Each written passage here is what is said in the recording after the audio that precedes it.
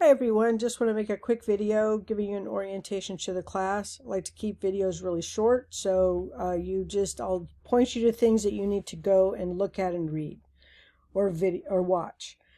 So here's our course information. You'll see an introduction from me. The video I'm making right here will be here.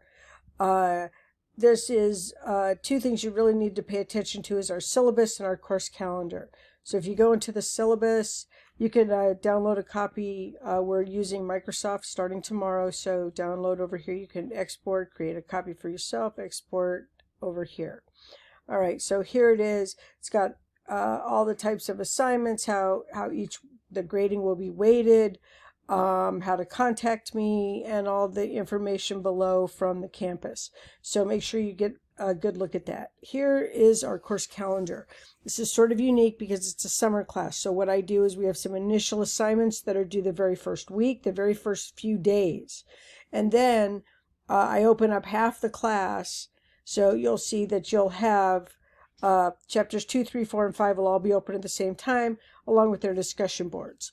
And then the second half of the class opens on June 11th and goes to the 27th. So this just sort of gives you more time. If you work in fits and spurts, you can do a lot. One thing that's different, in the discussion boards, you must make all of your posts near the beginning because otherwise people have nothing to reply to. All right, so just start with the discussion boards. They have independent readings for you or refer to just general things you can quickly look up in the textbook or one section or paragraph. So make sure you get the discussion boards done. All right, let's talk about Cengage next. I do have some other things for technical support. Also our course information, and here is how to contact me this way. There's a whole list of student resources for you. Also, there's another place to find the course calendar and the syllabus. Like to have redundancy rather than not being able to find something. All right, so then what we want to do is we want to go into our chapter 1 here. And in our chapter 1, you'll see the stuff for, and I have this thing about the comprehension checks. These are a little bit harder to find. But how it is if you go into Cengage, you open it up sort of the very first time. On any one of these links, it'll take you right into that area. All right, so I've already got myself opened for speed. So over here, we're just going to start with chapter 1. And you're going to read the chapter. There is sort of a quick learn that sort of helps you do a lab later. Here's the mastery training. This is something that you need to work on throughout the course of each grouping so that you can keep it up. It takes several days to build a mastery. Think of it the same way any of you who are learning a language and use Duolingo or anything like that. You have to do it several days in a row to get your total points. Also, there's a video quiz, and that is helpful, but a lot of times these Learn It Quick lessons are related to the video quiz. So you want to make sure you do those even though they may not be worth points.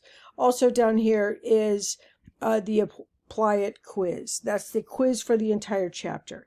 All right.